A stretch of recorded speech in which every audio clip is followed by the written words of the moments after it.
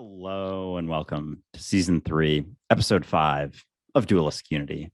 I am Existence, but will be playing the part of Andrew today simply for convenience sake. Likewise, I will continue to play the part of Ray because everybody knows me as that, and I have not switched it over to the Andrew and Carl show as yet. Anyway, we are very excited today to have somebody join us. Jenni Johnson, you will find her on TikTok as the Jenni Johnson. You can find her at thejennijohnson.com. She's a writer, a creator, the host of the Cageless podcast, which is fantastic. I definitely do recommend that you go and check that out. Everything that I get from Jenni is that she is authentically just trying to figure out how to be herself and enjoy that and go through the challenges in a world that doesn't necessarily make that easy, or where we're surrounded by people who know what that means. And so her content is all very much in that vein, which is why we brought her onto the podcast today, because that's what we're talking about all the time in getting away from our idea of ourself. So we're going to go on to Jenni in a second. I just wanted to mention to everybody again that we are in this year's People's Choice Podcast Awards. If you would like to help us out, just go to dualisticunity.com, click on vote at the top of the screen. It's absolutely free. It takes about 5 minutes, and we're in the People's Choice Award category and the Religion and Spirituality category. So that would be very, very helpful for us. Lastly, of course, we have a new affiliate program. Everybody in our community has been so helpful in spreading the word that we want to give a little bit back. And so what we've done is we've made a program that if you sign up and you send somebody to our podcast, and over the course of the next year, they buy one of our workshops, you get 50% of that commission from that sale. The rest of which might go to somebody who referred you to the affiliate program, or it goes towards more marketing and initiatives for Dualistic Unity, such as the retreat that's coming up in November, the billboard that we have planned, the previous video with Tommy Chong. And so all of this is super helpful to the community. And so that is now available. Now that I've rambled, I will go back to the show. Jenni, thank you so much for joining us. Why don't you tell our audience a little bit about yourself, how you ended up on this path, and some of the things that you're going through right now in terms of your podcast, which is, of course, as I said, very, very good. And I believe you mentioned that you are currently in the middle of publishing a book. Yes. Well, hi, Ray and Andrew. I'm so excited to be here, and thanks for having me on. So yeah, I consider myself, even though I really hate labels, a writer, a creator of sorts, really just trying to figure things out loud. So I have a podcast about experiential wisdom and personal hope from people that I consider experts, thought leaders, and also my friends, which can synonymously be both. So yeah, that's kind of currently my career deal. But in terms of like spirituality and being, I would say right now I'm currently at a really interesting intersection of, I think a lot of 26-year-olds would probably identify with that as well, of trying to figure out who you are in the midst of a cultural renaissance of sorts, along with a oncoming recession and and a lot of other things going on in the world. So just trying to think out loud and hopefully, other people are thinking the same thoughts, and we can kind of all think them and mull over them together. Just happens to be, on the internet. Yeah, that's awesome. That's actually one of the things I had written down, a theme that I noticed listening to your podcast, listening to your TikToks, was the idea of talking about, and I think it's in your bio, heal loudly. I really like that because I think our society is sort of conditioned into suppressing what we're going through, how we're feeling. And a lot of times, whether it's pushed on us from someone outside of us, someone close to us, or within ourselves, we just don't feel like we can express that because we might be judged, or we might be looked down upon, or we might be thought of as less because of that. But what I've found, at least in my own life, because I used to think that way and now I don't, I'm pretty open about things. I talk about stuff. I'm openly willing to discuss things. And I've found that as humans, as a society, as a race, we're really not so different. And anything I share really is just something that has helped me with, going through all the things in life, all the emotions, the ups and the downs. And I found that a lot of people happen to resonate with that. So, and I think it goes along very well with, being your most authentic self, is just not having that hesitation to be open and be vulnerable and share your struggles and things that you're going through. So with that being said, was there a point that you weren't doing that? And was there like a realization that you had where like, why am I not doing this? Why am I keeping this all bottled up? Like I should share more, blah, blah, blah. Was there like a moment in your life that you experienced it where there, I'm sure there was, steps like anything, sort of a journey, but I'd love to hear just about if there was a shift or how that process has looked for you and the benefits you've seen since opening up more. Yeah, absolutely. I think there was for sure a shift. Like a lot of us, the pandemic kind of put a lot of things into perspective and changed the way that I think we wanted to communicate and the things that we wanted out of life. So I would say uh, I was very sick a couple of years ago, and it got to the point where it was like, I can either talk about this or I can pretend like it didn't happen. And I believe that it's an Elizabeth Gilbert quote that goes, "The truth has legs." And so I'm for sure a person that's always like, the best way out is through, because if you don't go through it now, you're going to have to go through it later, or the universe is going to give you the same lesson until you learn it. So it's like you might as well just freaking do it the hard way. Um so in terms of healing, that's kind of I guess the perspective shift that I had was kind of like, I don't want anyone else to be sick in the same way that I was sick, not just physically, but like mentally, emotionally, spiritually. I also used to work in a religious institution, and there came a point where I there was a lot of like racial injustice happening within this institution.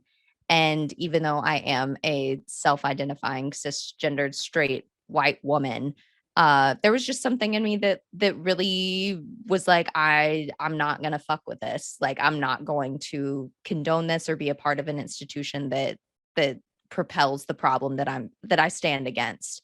And so that was also kind of a definite shift for me, was realizing like, if I'm not free, no one else is free. Like we all have to be free together. And I want to be free, and I know you want to be free. And so why are we being so quiet about it? Like I think that the best way to be free is to talk about things. So that's kind of, I guess that's kind of a spark notes of what has happened thus far. That's amazing. I love that. And unfortunately, if you want to be free, more than likely you're going to upset people who want to be comfortable. That's Because right. you can't have both, right? Freedom isn't comfortable. Freedom is uncertain, right? Having limitless potential is uncertain. That's the Yeah. whole point, right? Is you can go in any direction you want. If it was certain, it wouldn't be limitless. Right. And so I That's so find right. it very, very interesting that on your website, because you mentioned religion, so as far as I'm concerned, it's fair game now. Hmm. On your website, it says an apprentice of Jesus, Hmm. which I love. I think that's fantastic because I was raised Roman Catholic.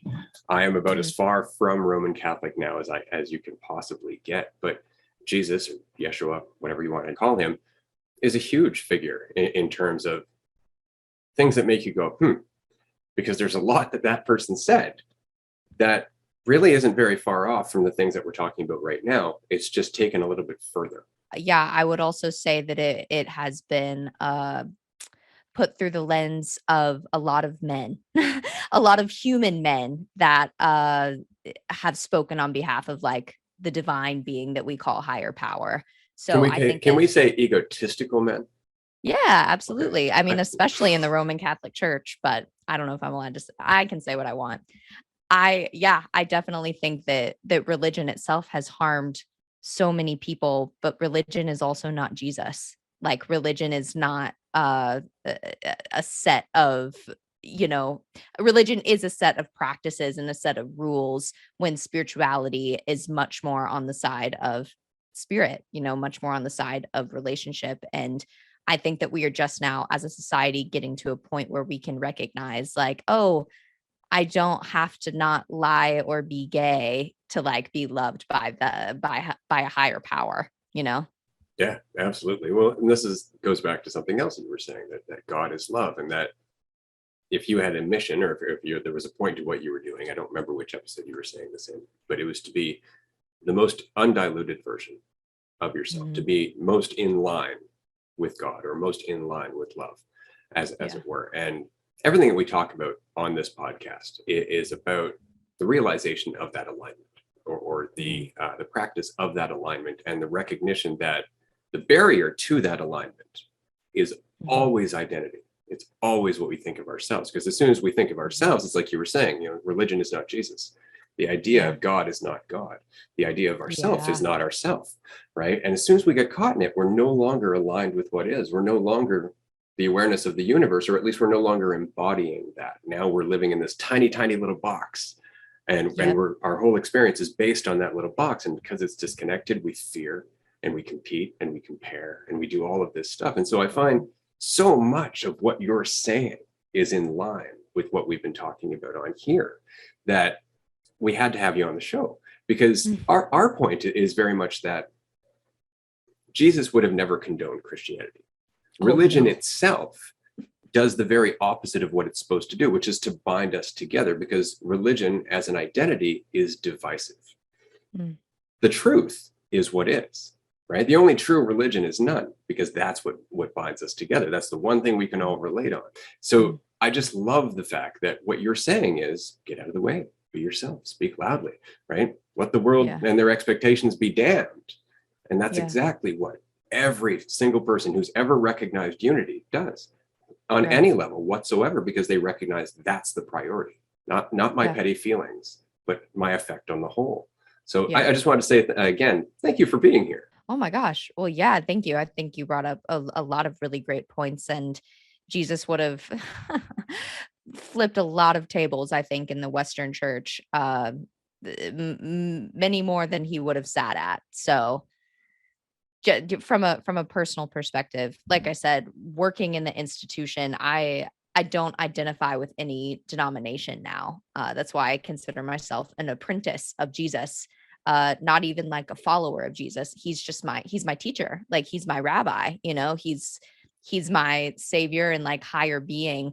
And with that comes, whether you follow the Bible or the Quran or whatever, physical embodiment that's here on earth of your religious practices, I believe that like perfect love casts out fear.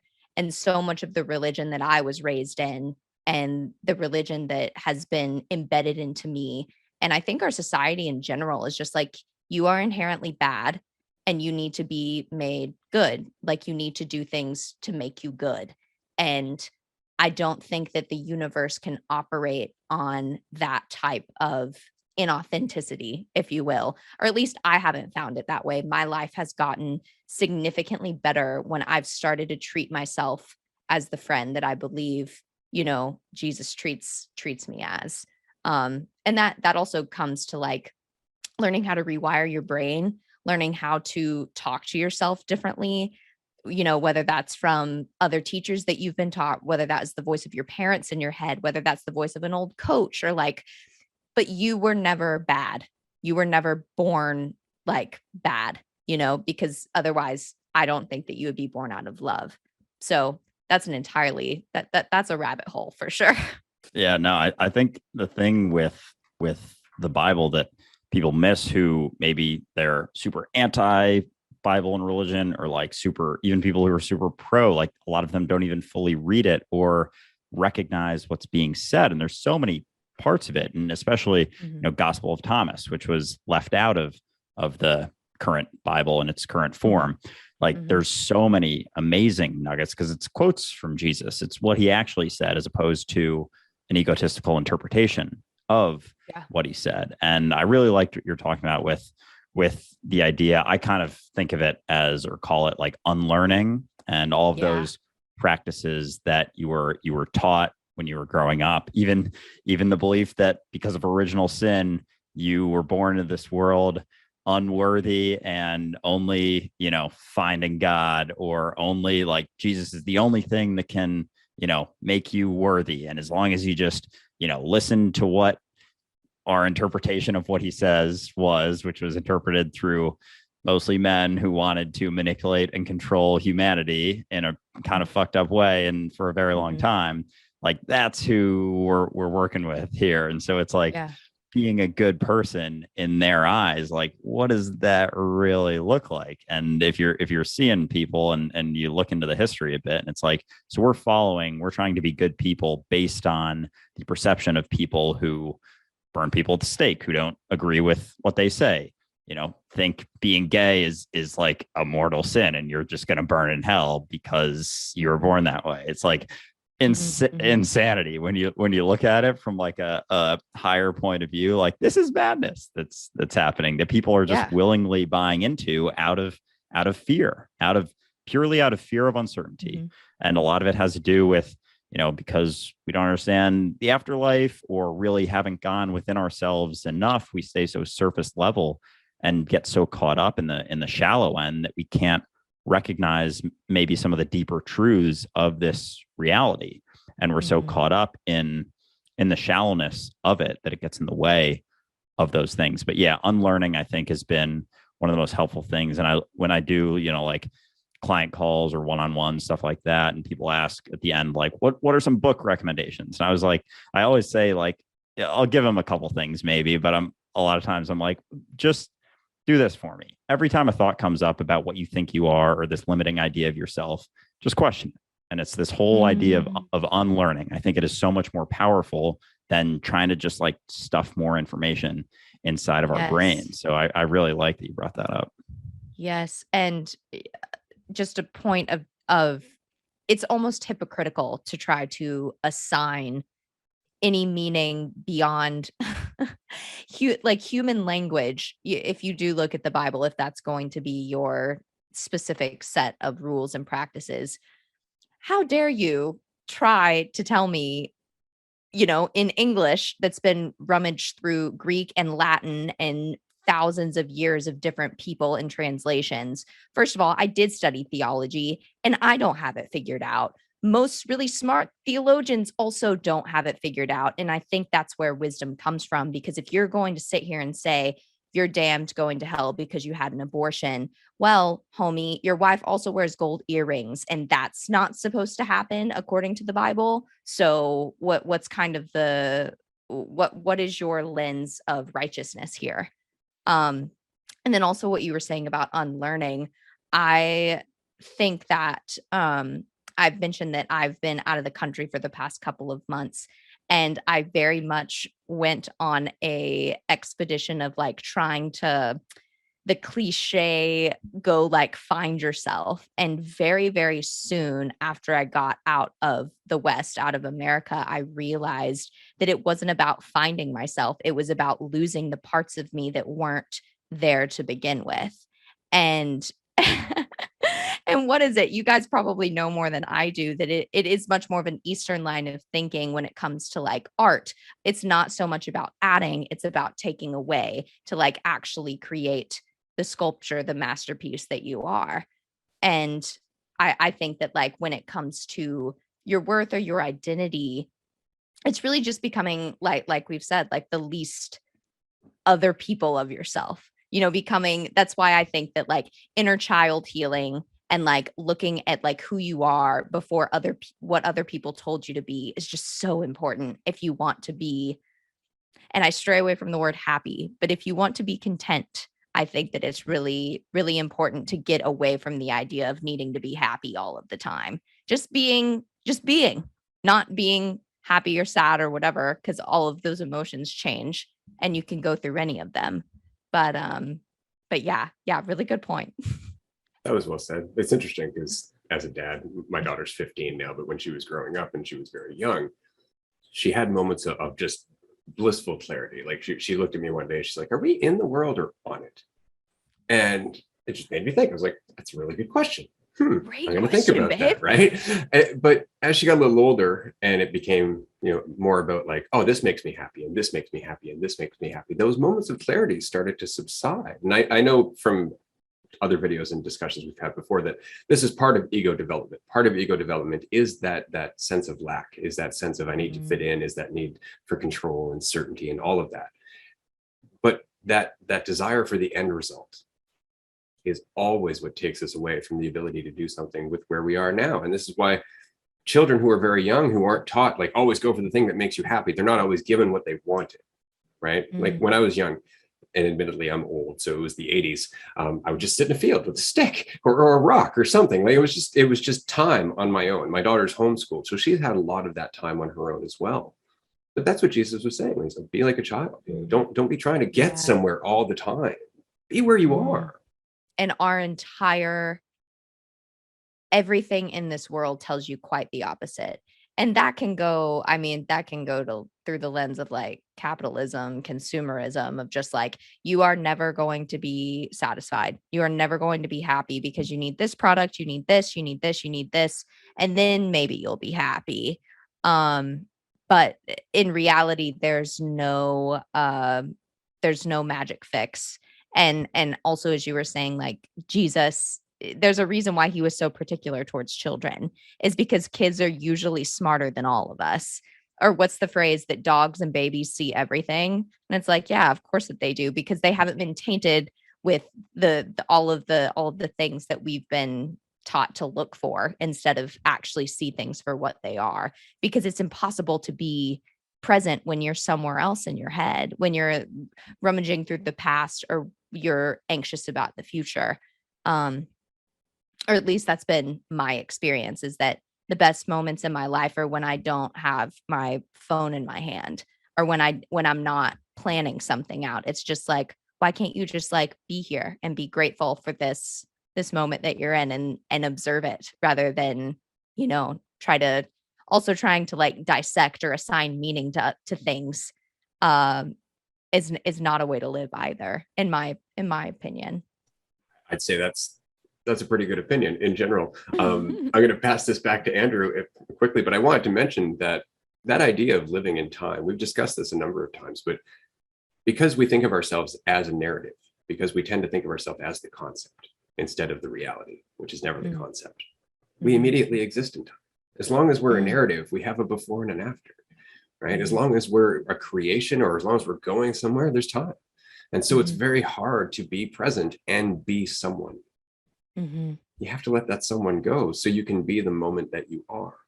Yeah, it's like it's so many aspects of like whether it's society or religion, they're all pushing this narrative of lack, of you need, whether it's most religions are like you need God's love in order to be whole and complete. You and yourself can never find peace. You can't find it within yourself. You need to go outside of yourself. Society telling us you need more, you need more, you need more, you need more of this, you need more of that.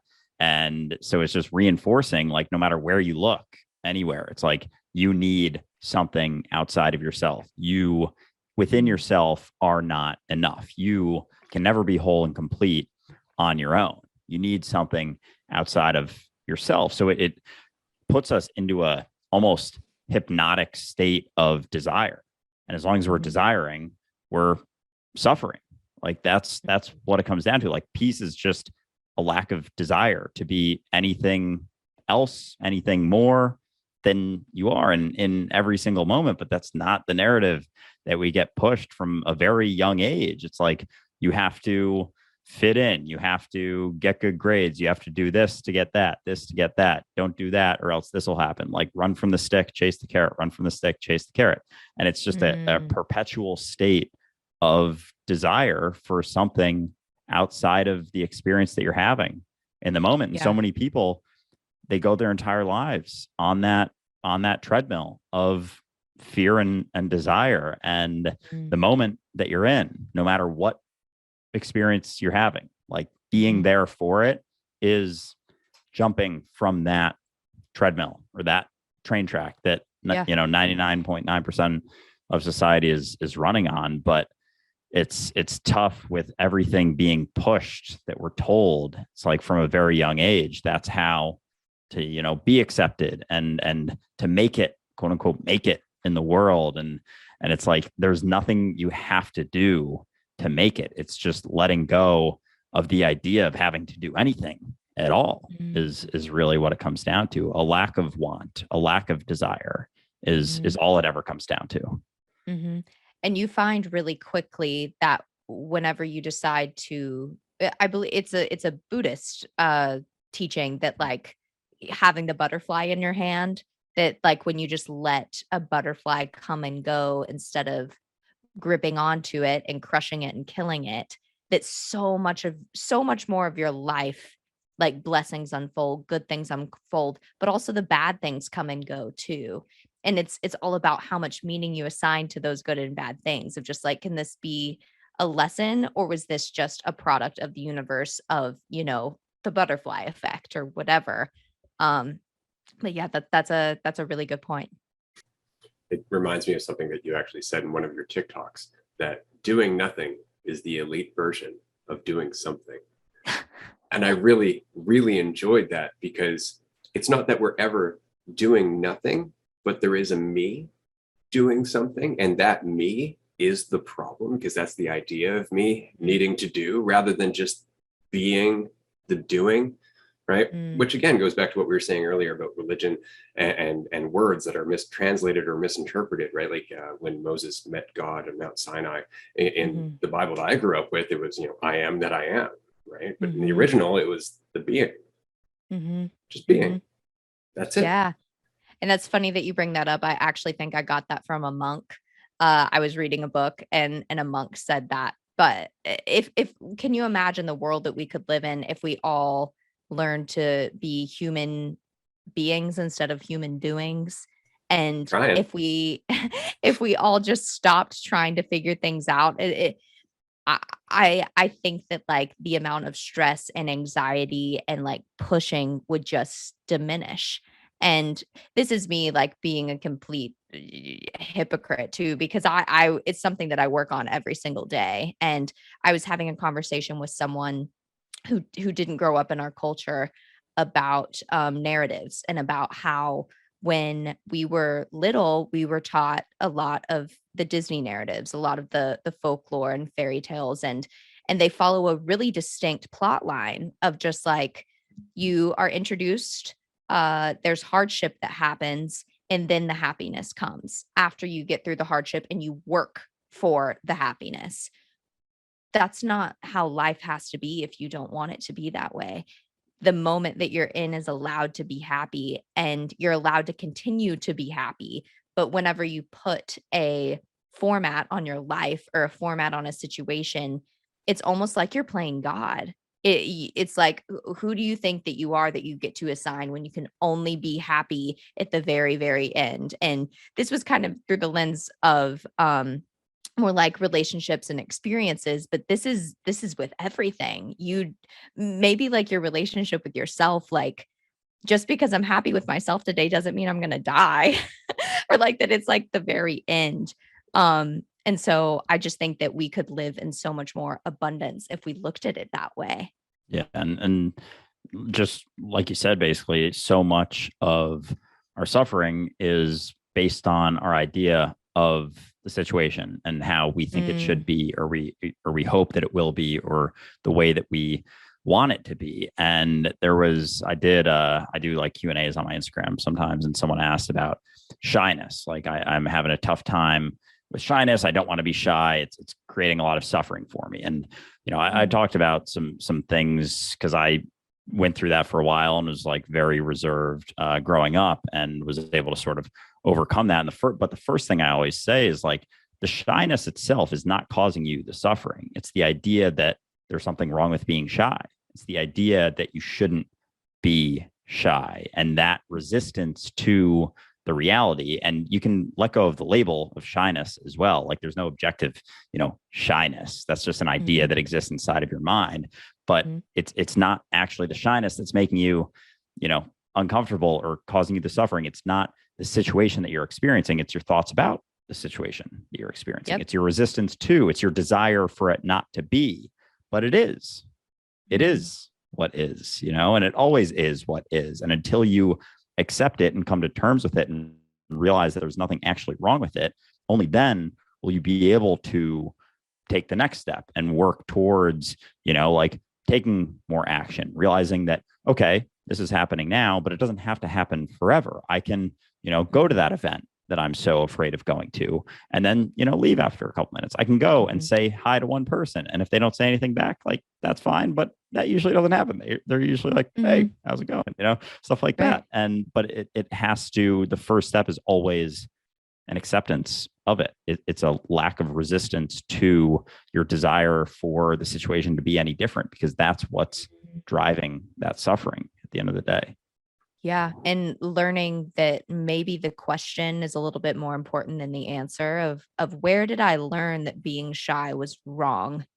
Because maybe I'm not wrong. Maybe whoever taught me that was from a broken system, or they were taught by someone else that that was wrong or faulty or not allowed. But and also becoming really clear on like, oh, if I don't want to be shy, or I don't want to be this or this or this, maybe figure out what you do want, and giving yourself the permission of just like, maybe I can be that if I'd like to be. And that's kind of where I'm sure, like confidence is built, and like learning more like self accountability and things like that. But I absolutely think that I for sure think that too. That's awesome. And I'm going to tie that back to one more quote of yours that I wrote down, which was, to find success, you have to double your rate of failure, which I really enjoyed. And I would even add, and reduce the rate of self-judgment if you can, right? Because there's no real failure. It's just a concept, right? You can't succeed without little mistakes or failures along the way. So it's not a failure. It's just step one of success, right? Yeah. You just have to keep going. That's all it is. But as soon as I think about myself, as soon as I'm defining myself, there's where I get stuck in the trap of either trying to gain momentum by feeding that idea of myself, or lose momentum by beating that idea of myself up. And I was saying this to a client the other day, that whatever idea of yourself that you have that you're beating up isn't you.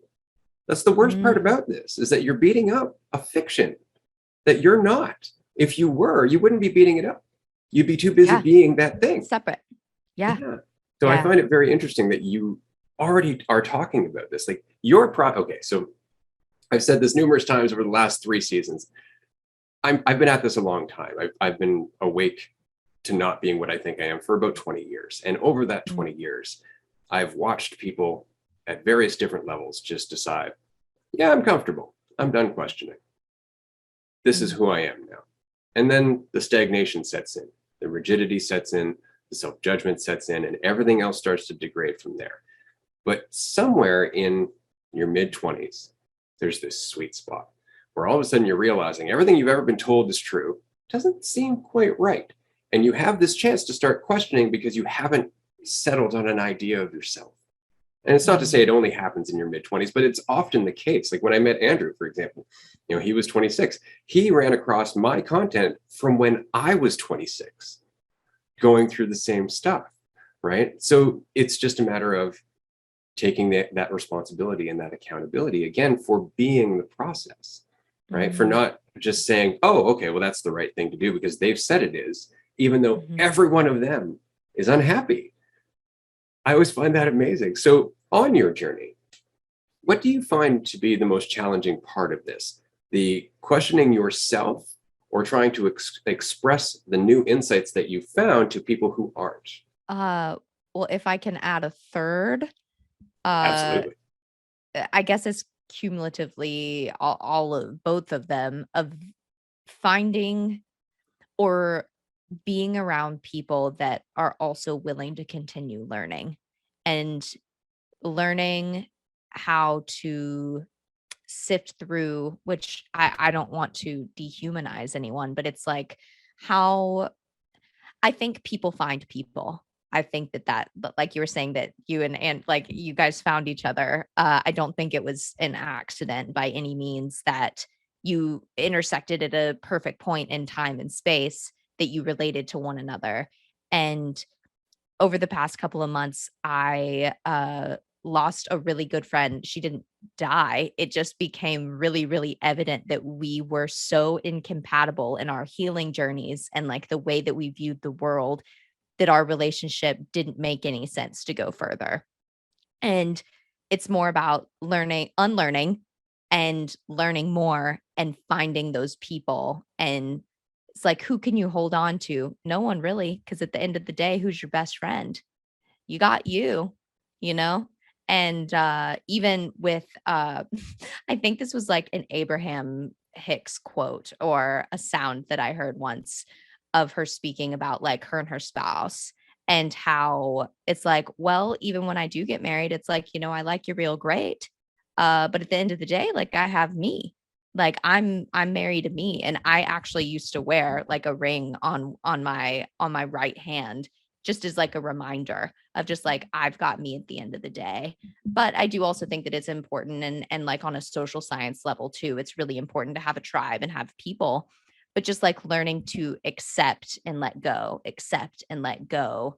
Whoever wants to come can come, whoever wants to go can go, unless it's my dog and he's staying. So That is totally fair. That's the one that I'd like to keep.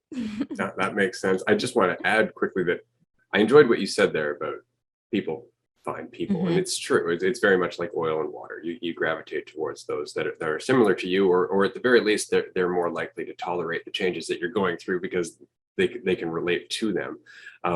But I've noticed that there is a common theme on this path for a large amount of people. Not everybody. I mean, Andrew is a perfect example of this because Andrew has family and a support structure and a relatively stable history in his life. Whereas me, right from like 6 months, I was on my own, and everything after that was just, on my own. There was no tribe. There was no support structure. And it was the wanting that support structure that was causing me so much pain because I wasn't in the mentality where I could have really appreciated that support structure if they were authentic. I could have appreciated people who were manipulative because I was manipulative. I was lacking.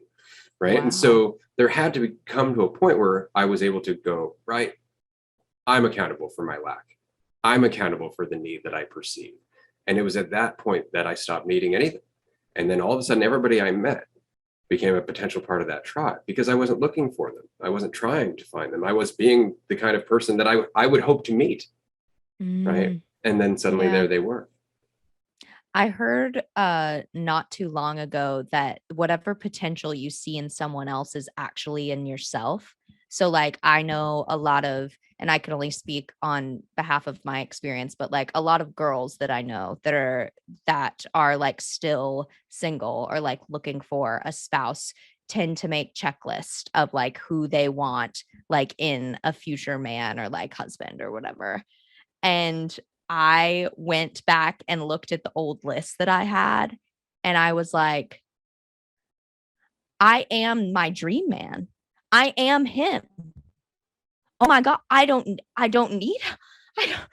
don't need anyone, And it's like, well, kind of Gen Dog, like I would love to have like a partner in life and like a spouse and like whatever, but there is no fulfillment until you realize that you can embody who you would like to attract as well. But that's also the oil and water thing is like healthy people have healthy relationships. A healthy relationship takes two healthy people. And whenever there is an unhealthy person with a healthy person, it becomes really evident really quickly. And this isn't just romantically, this can also be in your family system. And that's when I think it gets really difficult is like whenever you are healing and it becomes really, really aware to everyone that you aren't like the rest of them anymore. I don't even want to say that it's like a black sheep thing. It's like, well, now I'm an otter. Like I'm not even a sheep like I'm a completely different thing. And learning how to navigate that is something I'm still navigating. So I don't know if I have much wisdom on that, but just figuring out how much of yourself, what can you fulfill in yourself?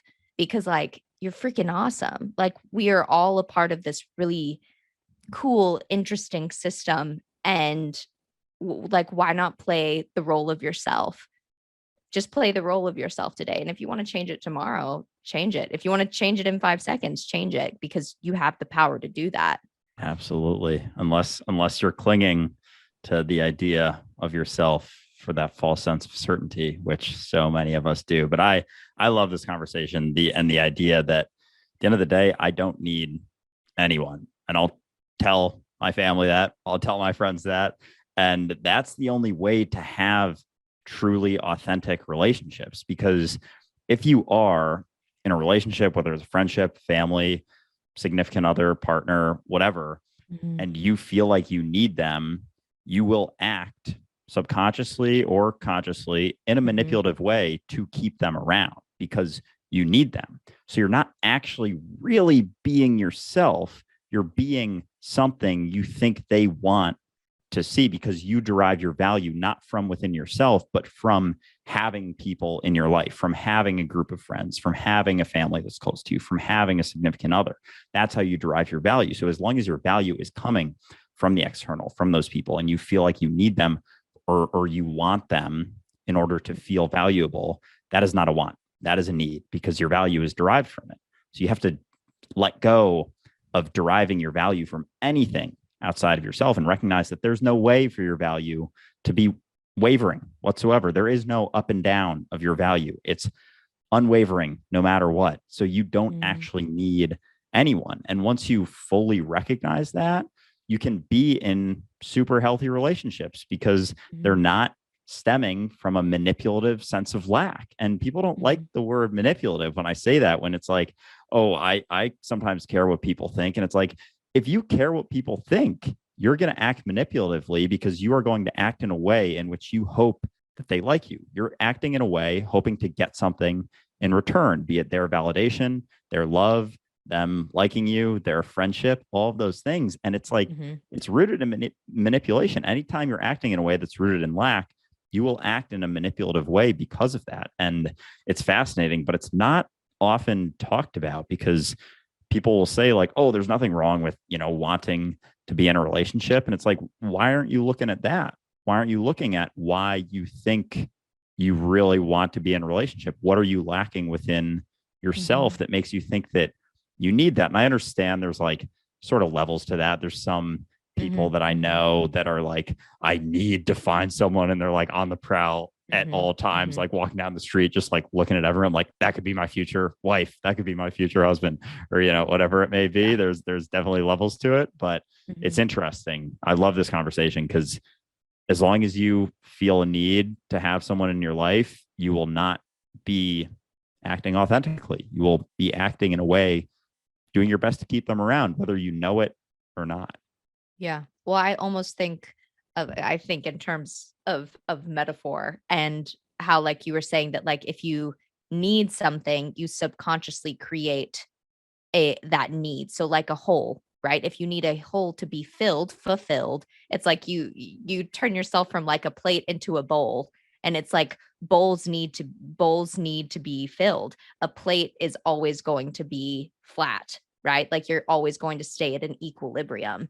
And whenever you just like don't allow yourself to sink into a bowl, I guess, and learning how to navigate of like, what's the difference between a want and a need?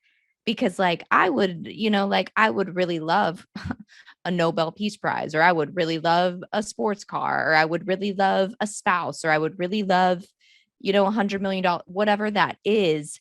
It's like, oh, but wait, I don't actually need that. It would be nice. And it is absolutely insane how much my life has changed, at least since I've gotten consistent with speaking that life into myself of like, I don't really need it, but like it would be nice. And it's insane how much better your life gets. Even if you don't actually get those things, it's more about the mindset shift of just like, I am good. And, going back to like being an apprentice of Jesus, that man had maybe one or two pair of clothes and was homeless. And I have learned in the, my past year of just, I've moved around a lot and I have not had a consistent home base. And I've never been happier in my whole life of like not having, not knowing where I was going to sleep that night, or not knowing where I was going to get my next meal. And not by any means am I fetishizing homelessness or poverty or anything along those lines. Let me be clear about that. But when you can recognize that like your needs can be met when you let go, it's a really beautiful thing. And I also, like I said, I also know that this might be coming from a place of like privilege. But it's not like it's not like you can just like sit on the couch. It's like, work and things like that are necessary for means of living, because we're humans that need air and water and food and sex and a couple of other things. So just like recognizing that things come easier when you're a channel of accepting rather than yearning for, I guess. Yeah, absolutely. Well put. I'm going to share a story with you quickly, but I often think of us very much like a battery. We have just huge amounts of energy, and then whenever we perceive a lack or whenever we perceive a need, all of a sudden half of that energy is now going somewhere else. And so we keep cutting down the amount of energy that we need to clearly look at where we are, because we're so distracted with all these extra things that are draining the energy out of us. And it's funny because you were saying that, I don't want to fetishize homelessness, and I don't think you are necessarily, as recognizing that hardship will often breed growth and change and strength. And when a couple years after I woke up, and going back on the dating thing, I didn't want a relationship. I had been single for like 3 years. I was good. I was on track. I was balanced. I was enjoying my life. I didn't want anything. And then I ended up meeting the person who is now my wife, and she just never left. Like, we never tried to date. We just kept hanging out because it was organic. We weren't trying to get anywhere. When we first met, I said, I'm here for today. If that's not enough, it never will be. It has to be for today. And 18 years later, we are still on that. It's still for today. Like, there's no commitment to the future, despite the fact that we have a child, because it's the quality of today that sets the relationship. But back to the homeless thing. So a couple of years after I woke up, I was living in a city, and I was still wrestling with all the need and the lack and the manipulation and all this stuff. And I was clear in myself, but it was frustrating me that I was still surrounded by it all. And so I left. I told Melissa, I told my wife that I had to go. It's been fun. I wish that we could be together, but I'm selling all my shit, and I'm going to go and move out to an island and live in the bush in a shack that I built out of scraps. And so I did that, and she came with me. But for 8 months, it was very much total uncertainty. We didn't know where the food was coming from. We didn't know if there was shelter sometimes. We didn't know what the weather was going to be like. We didn't know anything. And every day we would marvel at just the weird circumstances that would suddenly happen to make sure something went well for us, or to ensure that we got our daily bread, as it were, right? And that's really what it is that if you're aware, if you're clear, every moment has opportunity. But what kills us, and I know from when I was homeless, when I was a younger teenager, I had no clarity because I was judging myself. I was living my narrative. I was beating myself up for the person I thought I was. And because of that, I missed so many opportunities that would have made my life better. Yeah. And that really is it. It's not that, homelessness is a death sentence by any means. You can go somewhere from there if you're able to stop judging your progress, if you're able to stop beating yourself up and actually see clearly what's in front of you, because that's where we make relationships. I had a Kung Fu student once, and he was asking, I can't find a job. Nobody wants to hire me. What do I do? So I said, volunteer somewhere. And he said, that doesn't make any sense. I'm like, just do it. Energy in, energy out, just do it. Sure enough, he volunteered. Within a week, he was talking to somebody else who was volunteering, who gave him a job. Because we don't know. Just go forward. Yeah. Well, and I say this I was actually talking with my mom earlier about this, about the concept of manipulation, and how whenever you do something to please something else, you are throwing off the equilibrium of the universe, because when you aren't you, no one else can be themselves either. And so it's like, well, if you want to go volunteer somewhere, you definitely should. But if you suppress that because you think, oh, I need to go get a job and I need to do this and then I need to make money, and it's like, well, you're kind of throwing things off, babe. Like, why can't you just live in your authenticity? Which is why I believe in healing so much, and like being really honest and open about it, because not that I consider myself any sort of extraneous influence for anyone, but there are people that if they hadn't healed loudly and set out the example for me, I I don't even know if I'd be alive today. And then there are also people that learned from things that I have said, that's why I just believe so much in sharing what you know, and anti-gatekeeping, and being so open and honest about the tools and knowledge that you've learned along the way, because if you're not you, no one else can be themselves either. Yeah, absolutely. And it's fascinating with synchronicities and sort of this whole recognition of aligning with the flow that we're talking about here. It's like everything is always happening perfectly, and it's our idea of how we want things to happen, how we think things should happen, how we hope things will happen, that gets in the way of it, that sort of throws off the equilibrium, as you said, Jenni, and takes away from the reality of what is happening. And that, I think, distortion that we are currently collectively experiencing as a society. We have all of these ideas about the way we think things need to be, the way we think things should be. And I need this for me, and I need more of this for me because my sense of value is derived from everything outside of me. And I need to get more and get more and add more and add more and add more. And so as a collective, we can see it throwing off the equilibrium of reality, because we're caught up in fictions. We are caught up in ideas, in narratives, in stories, not the least of which being the story of ourselves, thinking that we are what we think we are, thinking that we are something inherently separate from reality, that we are something inherently separate from the universe, that I exist as something separate from you.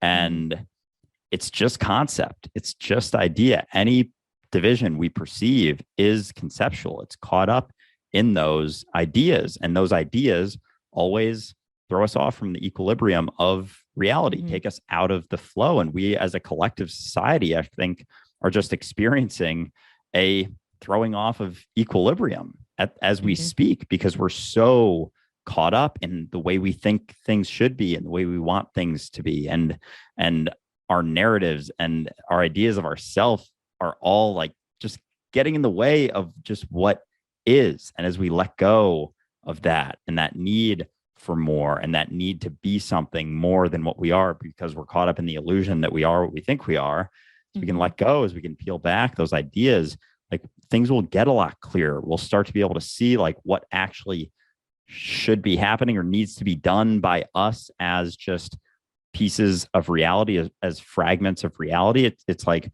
once we get all of those narratives out of the way, like naturally it will just arise from within us. Like we will be embodying the reality of what needs, I say needs with like tongue in cheek, like needs to be done for things to start, balancing back out. Right. And being able, I think, to find that space within yourself and like really separating yourself. That's why I'm such an advocate for yoga and meditation, which I'm sure people are like rolling their eyes, but I have, as much as I'm an advocate for prayer, I think that meditation is not the same thing as prayer. I think that a prayer is more like a petition and meditation is more like a receiving, and being able to be still and being able to say like, this is how I view the world outside of myself, and not having the assignment of how things should be rather than just being the way that things already are. You know what I mean? I do. That's actually, it's a good way of putting it. And myself, I've gradually moved farther and farther away from prayer over my life, or rather, I guess the idea of prayer has changed. Growing up, prayer was always to God.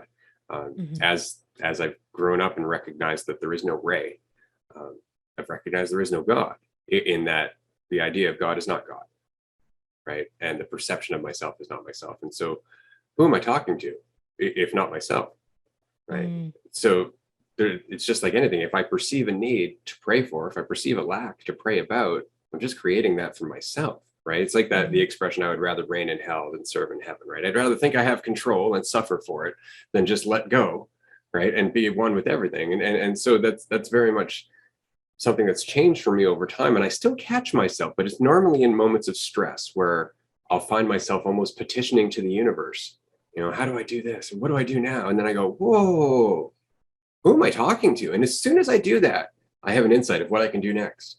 As soon as I take the responsibility as the universe, the solution presents itself. Whether I know it's the solution or not is a totally different story. Half the time I don't. I'm just like, I'm going to go this direction. And 2 weeks later, it turns out to be the thing that I thought I wasn't going to get. But it's always like that. As soon as I'm out of the way, things just find their own equilibrium, as you were saying, right? But Mm. we interfere, we create the distortion with our perceived separation. As soon as we perceive ourselves to be separate, we're afraid. And everything Yeah. we do is informed by that fear. And whatever container that you feel, whatever container works for you. I think the phrase is there's no one more disappointed than an atheist with no one to thank, and no one sadder than a Christian with no one to be mad at. So it's like you said, it's all about the perception of being separate and recognizing. I personally feel what works for me is the recognition of your body and like where I feel things and where I think things in terms of like my physical body, but then also recognizing this body's only here for a good 80 years. Like this is a 1996 model that's going to run out eventually.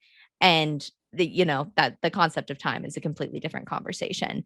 But I do think that it is really important to be able to recognize of like, who am I speaking to? And also how many voices are going on up here? Because like I have, and a lot of people that I know have, suffered from the relics of an inner critic and like someone that's always pushing down on you or making you feel bad or telling you that you should be something that you aren't. And like really stripping that down and being like, actually, is who I am okay? Like, is who I am actually better than okay? Like who I am is actually love and who I was taught to believe my higher power already is.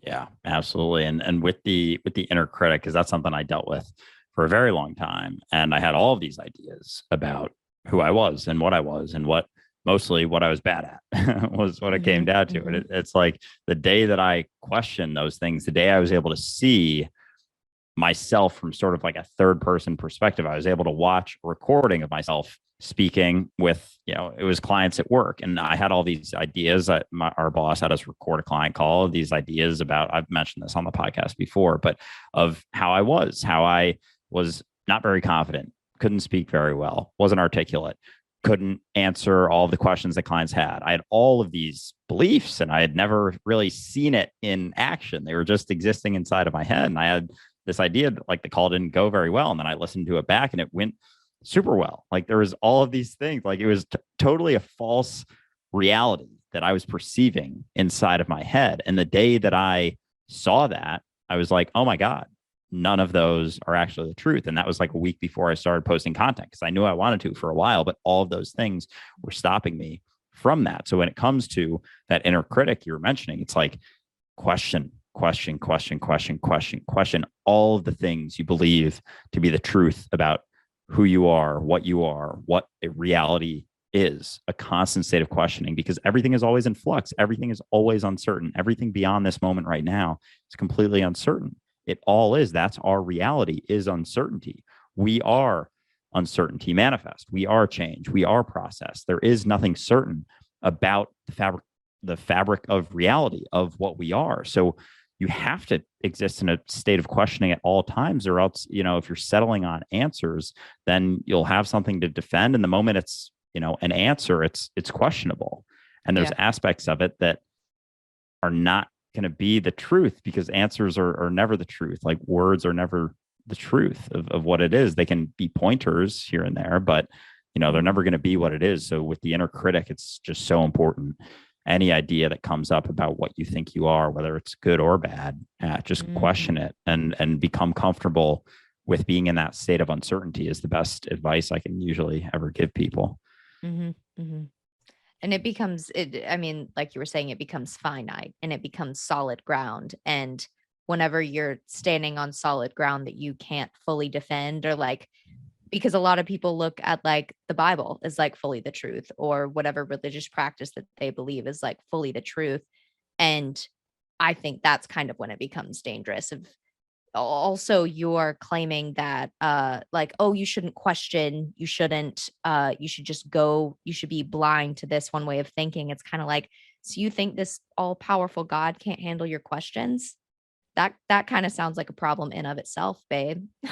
well said, for sure. It's funny because I was thinking about something you had said earlier regarding religion and the unfortunate role of men in perpetuating that particular toxicity. And it's interesting to me because if you look at the history of Christianity and all that, not all men were really in favor of the church. I mean, most of the people who actually understood what the hell Jesus was talking about weren't in favor of the church. The original followers of Jesus, the Gnostics, didn't form churches, right? They used to just get together and shoot the breeze. And then various saints throughout the times, they've done the same thing.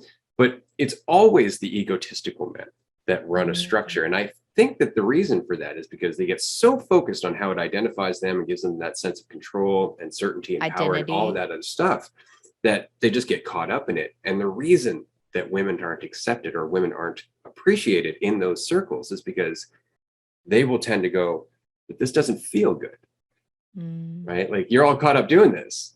I'm not feeling connected to God, right? Like, there's an element of where's the reality and how this feels in my body, as opposed to up here cerebrally. And I just find it funny that every structure that is dependent on feeling that control generally doesn't have a lot of women involved, unless they're very egotistical women. And this is something that Andrew and I have been talking about, and I'm still trying to figure out a way to approach this on social media, because we talk about racism and we talk about misogyny and we talk about the colonizer mentality and white supremacy and all of this. And it's so very easy to look at those and go, those are problems, and they are, but they're not the root of the problem. They're the result of the problem. The root of the problem is our idea of ourself taken as truth, right? As soon as I identify with my skin color, that's it. The game's over. Right. Now I have to defend that as being the source of my value. That's the problem. And so it doesn't do us any good to say white people are this or men are this, because it's a certain type of white person. It's a certain type of man. It's not even a certain type of white person. It's a certain type of person, because God knows white people weren't the first ones to go colonizing around the world, right? We have a long history. I mean, Rome colonized Europe. So you got to consider the colonizers were colonized. So you talk about generational trauma or hurt people causing hurt to other people, right? It's just a huge train of egotistical toxicity, where we've been abusing each other and then wondering why we're still hurting one another. Yeah, that's so good. That kind of piques the quote. I love studying saints, and I love studying religious figures. But like I said, I don't necessarily identify with one specific denomination. One of my favorite saints is Saint Francis of Assisi. And he has a quote that goes, preach the gospel at all times, and when necessary, use words. And I just think that it's so applicable to not even religion, just the way that you live your life, of just like, when it's necessary, say what you need to say, but otherwise exist in the essence of your being and your beliefs, and other people will follow. And it's also funny because Saint Francis was known to really uplift women, and he had an entire monastery dedicated to women, which failed because of other men. So shocking. Shocking. But like that was in Europe. That wasn't even, an American, thing. So yeah, I think that it's a really important conversation, and I appreciate you guys having that, because as, two white men in America, it's pretty easy to just sweep those things under the rug or act like you have all of the answers, when really, like we've said, the questions are just a lot more important, questioning the answers that have been continually spoon-fed to us. The answer will never be as important as the continued process of questioning. Love that one. But yeah, when it comes to it, I loved that quote. That was fucking awesome, because that's what we talk about all the time. Like, you don't have to go around trying to change everyone else, trying to change the world, when you recognize that you are the world. You are seamlessly interconnected as the world itself. You are reality. You are, the United States of America. You're it. So embodying it, being that change you want to see, is all you ever have to do. And I have found in my life that that's significantly more impactful, being that, just expressing it, not forcing it on people, because people start to ask questions. They're like, wow, you seem pretty chill and like free and not tied down, weighed down by all this stuff. Like, what's going on? It's like, well, I've been letting go of the idea of myself more and more all the time, and not trying to do too much about it externally, not trying to get anywhere necessarily, but it just comes down to embodying, to being that change you want to see is enough. When you see that you're it, you want to change the world, be that which you want to change, because that's all you ever have to do. You don't have to go outside of yourself. And it's freeing in a sense to recognize that. And then from that state, as people, come together, being that change is made, waves are made. And that's where the significant growth happens. But it's not from this like tyrannical dictator, like egotistical, like I'm forcing these people to change because they have to, because I know what's best for them and they don't know what's best for them. It's like just being that change. That sort of progress has always been the most impactful in my experience and in what I've seen in reality. I've been kind of trying to dissect this idea that I've had of what is the opposite of orbit? Like, what is the opposite of like a helicopter of like patrolling someone else and like patrolling what you think they should be, whether that's in terms of government, whether that's in terms of relationships, whether that's in terms of religion, career, whatever that is. And how can we achieve that type of, I don't love the word detachment, but how can we achieve that type of being almost just an equal, just at, zero, at none, rather than trying to like tell people what to do or allowing other people to tell us what to do. And I'm still chewing on that and deciphering through it, but it seems like you guys have a lot of conversations about this on here. It's a tricky one. It's something that I've wrestled with for a long time, because when I first woke up, I was extremely vocal. I was coming out of hell. I was coming out of a decade of suicide ideation and depression and hell. And suddenly there was this doorway and everything just opened up. I was like, oh my God, I'm free. I need to tell everyone about my freedom. And that wasn't well received by any means. And then over time, I started realizing it really is just about embodying it, because you can't teach being. You can only be, right? As soon as you're teaching, you're no longer being. You're trying to get somewhere again. You're trying to influence the flow. And so it really is just about, being the ripple in yourself, being a light onto yourself, as Krishnamurti used to say, right? And so after 20 years of doing that, and I shut up for like 10 years. I just stopped. And you had a guest on your podcast recently. I can't remember her name. I do apologize. But she had said something along the same lines, that suddenly there came a point where it's like, I have to apply this. It's not about telling anybody. It's not about convincing anybody. It's about me internalizing it. Well, I did that for about 10 years. I just got out of the conversation. And when I came back, I realized that how I approached the conversation had changed. All of a sudden, it wasn't me trying to wake anybody else up. It was me just trying to be clear in myself. So that way, if they're with me, I know they're safe.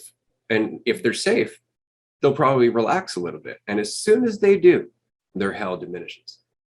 And that was it. It was just being the kind of person people could be themselves around, because nobody else is, right? Everybody wants them to be something. Everybody's looking for something out of them, unconsciously still, right? But it's there. And so we're always on guard. We're always looking for those strings. We're always, walking around on eggshells. And I think the very best thing that we can do for ourselves, for the world, for approaching that world that you were imagining earlier, where there's just less division. I think it's just about seeing less division in ourselves and then giving it the time to ripple outwards, right? And that's what I've been lucky enough to see in the 20 years that I've been doing this. It's been 20 years, and I'm just having this conversation now. I'm just doing this podcast now. The community that we've built on Discord is at 400 members now. Where were you guys 20 years ago, right? It wasn't a conversation that was even, it wasn't entertained, let alone, openly welcomed. Now, as a result of all of the consequence and as a result of all of the distortion that we created for ourselves, we are having the most sane conversation in the room by saying that we're God, or that saying we're the universe, or that we're all one. It's no longer a religious concept. Now we're talking about how it's the reality when you stop thinking about yourself. I find that to be inspiring. Yeah. And what you were saying kind of reminds me of the Serenity Prayer, which is often used in like the Alcoholics Anonymous programs and all of the anonymous programs, even by people that don't, affiliate with any religion. And I think it just comes down to recognizing that you have zero power and all of the power at the exact same time. And you can figure that out however you want to figure that out, but it's more like accepting those truths and being like, I have so much power to change the world and I have absolutely none of it. So what do I do with this now? That's awesome. And I just wanted to say that what you just stumbled across there was the very reason that our podcast is called Dualistic Unity, because we have both spectrums and it makes one thing, us, right? Life is duality, but it's unity expressed as duality. We're all one. We just perceive division. So I just want to say again, I'm very, very happy that you joined us for today's episode. I think that this conversation is going to be very well received among our audience and our members, because we're all struggling with this. I had a conversation with a client the other day, and I answered her question in a way that wasn't very appreciated because of the way it sounded, kind of like the way the word manipulation sounds negative when you come at it from a certain way. And I basically just said, well, the problem is you keep thinking about yourself. Is there any way you can change how you've worded that? I really don't like how that sounds. And my answer was no, because it's the distaste for how that sounds that you have to get past to let it go. Like, you have to take the hit to your ego in order to let that ego go. Yeah, that's happened to me before. I don't know if I don't want to assign it to like a gender thing, but I had someone tell me years ago that I was insecure. And I was absolutely insecure about whatever we were talking about in that conversation. And it hurt my feelings so badly. And I was like, you need to apologize for that. And he was like, no. And it was so important. Like I said, it's so important back then before I went on this journey of self-discovery and healing, to like hear that from someone and recognize that whatever someone says to you, it can always be a learning opportunity, even if it is false, even if it is a projection, even if it is something that isn't accurate to that specific situation. Learning how to let go of your ego is a daily practice, and just recognizing that you don't need to identify with any type of label, good or bad. I didn't know that about dual, like that was the name of this podcast. I love that. Yeah. No, letting go is moment to moment, every single moment. And I get caught up in the illusion of division all the time and thinking that I am what I think I am. But I did want to go back to the point of, the both ends of the spectrum. Like, you have all the power and no power simultaneously. And the way I thought of that when you said it was influence versus control, and that sort of idea. So like, in the sense that you have no control or no power of control, which is always in the future, the outcome, how it's going to turn out. But you have all the power here and now, which is influence. But we're so caught up in the idea of having control and desiring control and wanting to get control, because that gives us a sense of certainty. And our biggest fear collectively is being in a state of uncertainty, that it almost doesn't allow us to see all of the power, the infinite potential power that we have in the moment to have influence over the situation, because we're so caught up in the idea of control that we think we have, or we have this false sense of illusion of power, of control, that isn't actually real, not realizing that if we let go of that desire for control, that need to control the outcome, that's where all the power actually lies. But it's only through the influence of the moment. So I just found that interesting, that little connection there. Yeah. And sometimes, at least in my experience, it hasn't been until all of that control is taken away that you can actually get a little bit of clarity on, like, I didn't actually have control at all. That was all an illusion that was made up in my head. Because I think about a couple of weeks ago, I had gotten off a plane and I didn't have a ticket booked for the next train to get out of the airport. And it was like, I need to get a train ticket. I need to figure out how I'm going to get out. I need to find another means of transportation.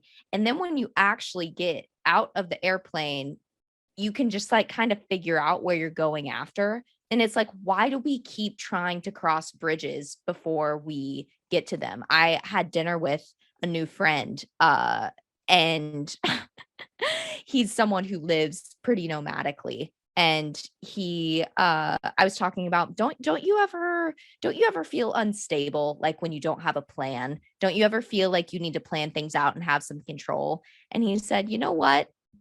No one builds houses on bridges. And isn't life just like one big bridge after another?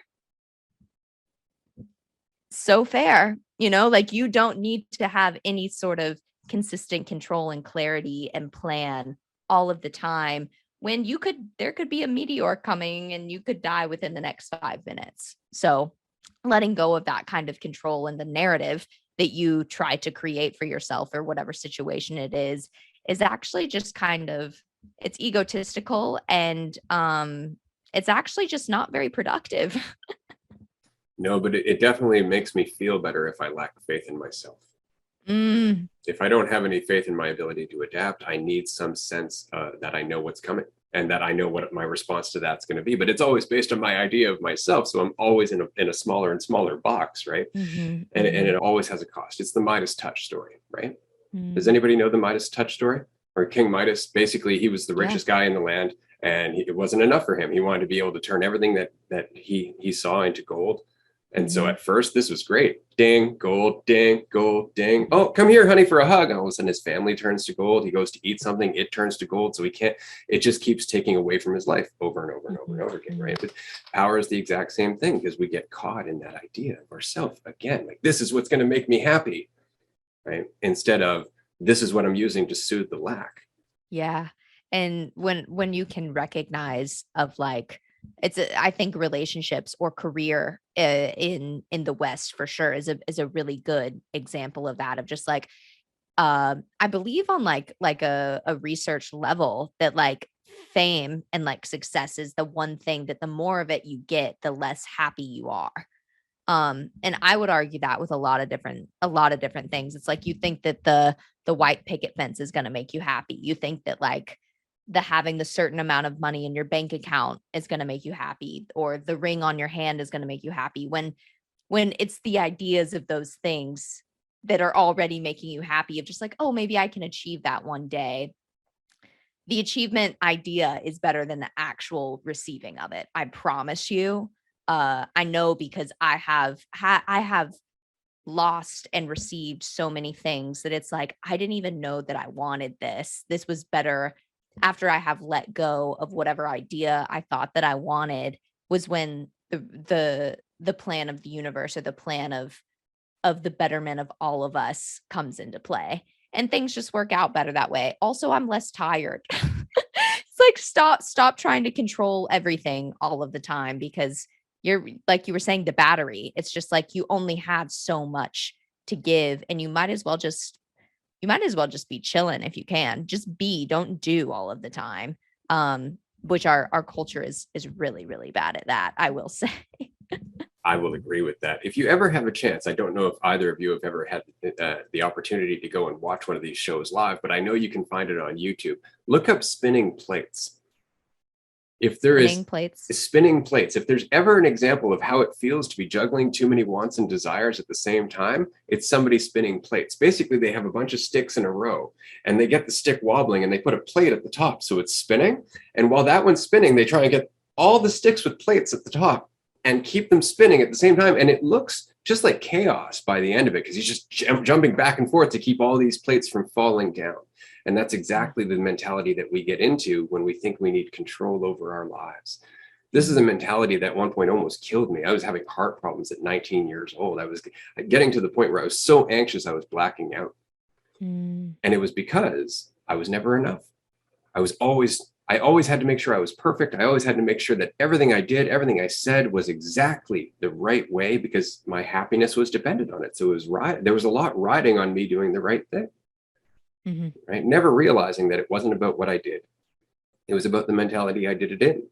right? It wasn't about having control. It was about being able to adapt with whatever happened, right? And ever since then, yeah, all of a sudden you do find yourself with a lot more energy. All of a sudden you do find yourself with more space for insight because you're not taking up all that energy just thinking about things that don't exist. And I think you're absolutely right. It did help to be lazy because I am. Yeah. Yeah. Which it's so, so difficult. I mean, I'm still a part of the machine that I was raised in, and I'm trying to unbecome that and become the purest form of who I think that Jenni should exist as today in this world. But learning to say like the really, really lame TikTok sound of just like, I don't chase, I attract. Like whatever is meant for me will simply find me. And it's like, God, that sounds so lazy. I don't want to do that. And it's like, wait, actually, like I can only do what I can do. And there's a reason why why that is. I had a doctor tell me last year I could have broke his neck. He looked at me in the face, and I was having problems with my health, obviously. And I was kind of coming up with like, oh, well, I do this to help and this to help. And I've been on this medication and this. And he looked me in the eyes and he said, I don't know if anyone's ever told you this, but you're not superwoman. You can't keep doing. If you keep doing, you're not going to get any better. And I think that's applicable to everything. It's just like how asking yourself the question, how easy can I make this? What is the bare minimum effort that I can give to get what needs to happen to happen? It's so hard. It's so hard. Get the maximum milk for the minimum amount of moo. Yeah. Precisely.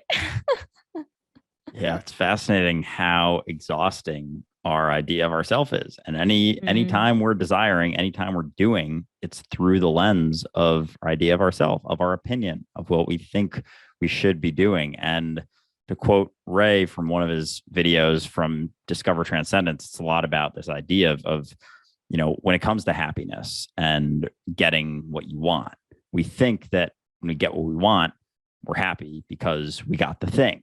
But the reality is that we're happy because we stopped wanting, even if it was just temporarily. So could it be that, the key to happiness is just not wanting anything other than what you're experiencing right now, what you are right now, where you're at right now, and that just fully accepting whatever you're doing, wherever you are, not desiring anything other is where peace lies, is where happiness lies, is just an acceptance, a lack of desire. There is nothing outside of you that gives that to you. It's just the lack of what you think you want, what you think should be. And it's not just like, getting material things. It's getting to a state of peace, getting to a state of clarity. Even that is another desire, and that will keep you from embodying that state of peace that only comes when you stop wanting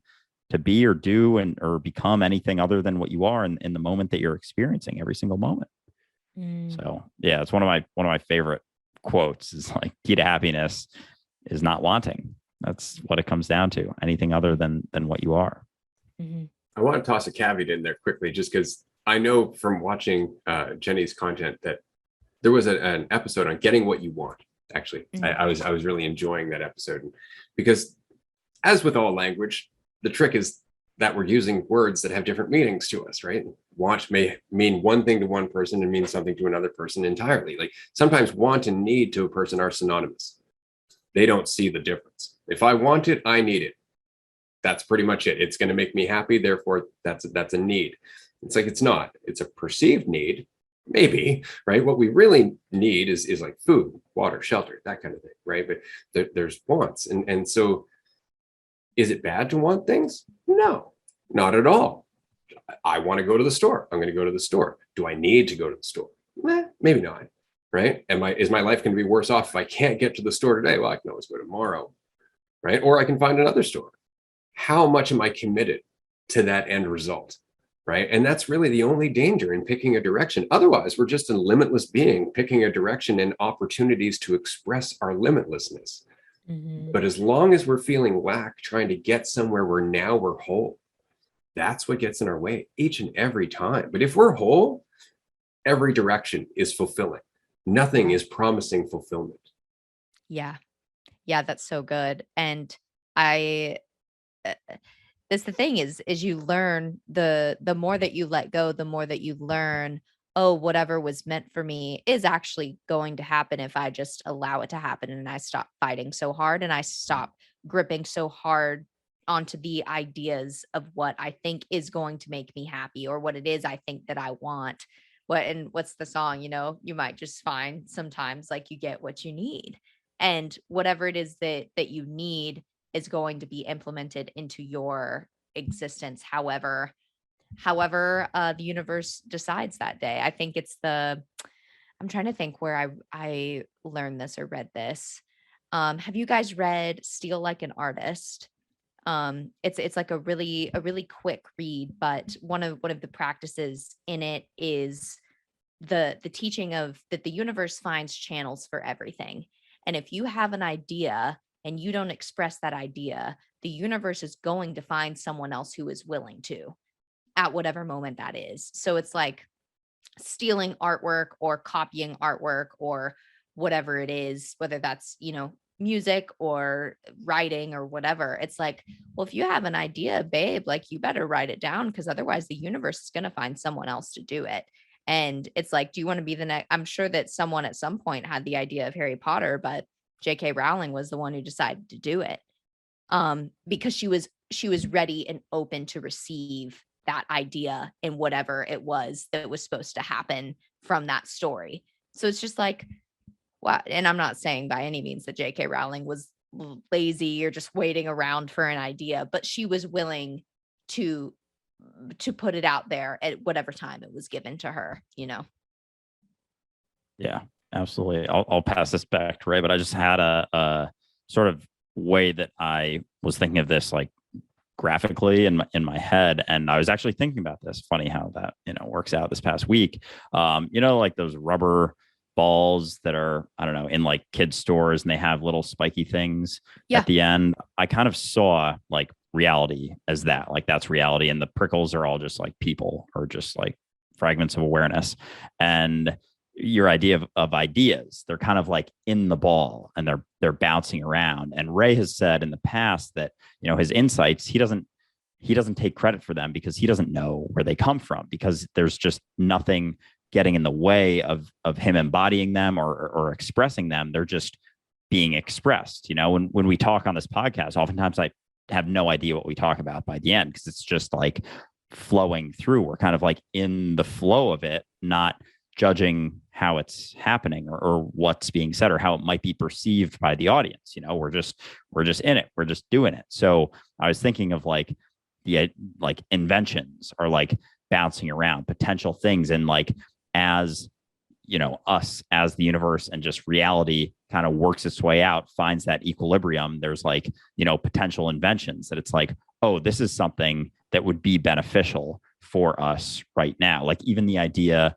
of the internet is something that kind of allows us to not congregate in such close quarters anymore for, whether it's work or living so closely together. Obviously, I fucking live in Manhattan. So like I'm kind of the physical embodiment of what the internet maybe was trying to help with. But the idea like the internet is to help like spread the globe, or, even something like Bitcoin potentially is something that can help spread energy around the globe. And for anyone who's like looked into a lot of that, like there's a lot of potential for that. So anyway, there's like that idea bouncing around within this rubber ball, and it's like looking for ways out, looking for the spikes to kind of come through. And it's like, gets to one and that person's not ready. They're too caught up in not recognizing that they're the spike. They think they're just a spike. So then they can't that idea can't get through. But the more you let go of thinking you're just the spike and recognize you're the whole ball, those ideas come through. And so like that idea of I'm just settling on this, like of the invention of the internet is like, maybe there was a couple spikes that just weren't ready for it. And finally it found one that it came through. And that's, I don't know what their name was who invented it or what group of people, but like, that's how I sort of pictured what you were just talking about. It was just like ideas, insights, inventions are all bouncing around in there, just trying to find a way out. And those open to receiving it usually are the ones who do. Those who don't have an idea of the way things should be or what their path should look like oftentimes are the ones that it's able to flow through. Nice. Nicely said. I just want to comment on this quickly because it's funny. There was a gentleman in the 1920s, I think it was, who was talking about technology as it was coming into being, and he was saying one day people are going to be walking around with a window that's going to have a screen and the ability to contact other people through video rather than telephone. And this was in the 1920s, talking about the possibility of a tablet coming into being, right? So it's like Jesus was saying, right? There's nothing new under the sun. Like everything that could possibly exist within our awareness is inside our awareness. What we lack is the context. What we lack is the right environment. It's kind of like walking through a house. You're upstairs wondering where the kitchen utensils are. It's like, well, they're in the kitchen, so you have to go near the kitchen, right? Well, the same is true for insights. Until we're at a certain situation or a certain relationship with the rest of ourselves as reality, certain insights don't pop up because they can't. Like the Salem witch trials, they killed those people without listening to them. They called them witches and forced them to admit that they were working with the devil. Look at the Spanish Inquisition. Same thing. All you had to do was be suspected. And that was a sentence in itself. So we couldn't talk. We couldn't bring up insights because the environment wouldn't let us. Right now, we're at a point where those insights can come up. So I think us coming to insights, us finding the insights that reveal even greater types of technology or greater types of governance or greater types of economics or greater ways to work with the environment, all of these require us to get out of the way so those insights can manifest. Because right now, we're standing in their way. It's interesting. And I think for me, for that, when we grapple with those sorts of questions, are like, it's easy to get caught up and flustered and like, oh my God, like everything's so fucked. Like, what are we going to do? And it's like, well, look around. What can you do? Embody, be that change you want to see.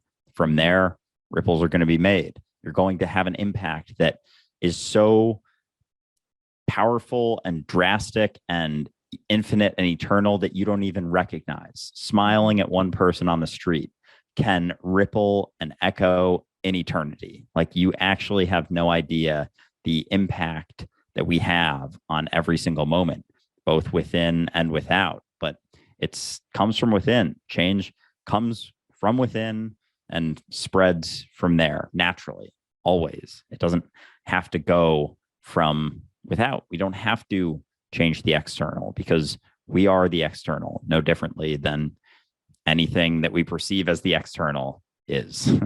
That's awesome. So on that note, as we are approaching the hour and 45-minute mark, which often happens on our episodes, we do talk for a long time because as we've been communicating throughout this entire conversation, the conversation really is the solution that we're looking for. It's not any one thing that's the solution. It's the state of awareness that comes with talking about this, with grappling with the challenge of getting out of our own way in a world that's built on the idea of ourselves. And that's why we were so very grateful that you joined us for this episode, because you are quite clearly on that path. Like all of your content authentically communicates that you're just trying to figure out how to get out of your own way, right? And you're trying to share what you've learned.